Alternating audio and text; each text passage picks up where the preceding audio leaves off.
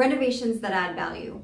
When it's time to sell, not all renovations are created equal. So which home improvement truly adds value? Let's start off with the kitchen. Often considered the heart of the home, a modern functional kitchen can significantly boost property value.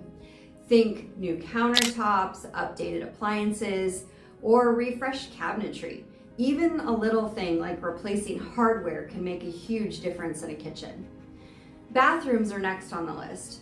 Upgrades like walk-in showers, double sinks, and modern tiles can transform these spaces and make them way more appealing to buyers. Expanding your living spaces is another big win. Consider finishing that basement or the attic.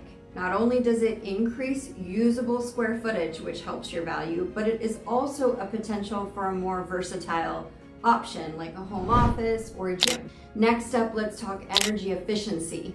A lot of people overlook this one. With growing consciousness, improvements like double pane windows, enhanced insulation, or solar panels can be very enticing to save money on energy. Outdoor spaces matter.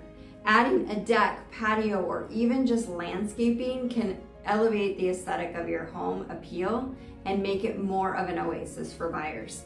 A simple change outside, paint your front door.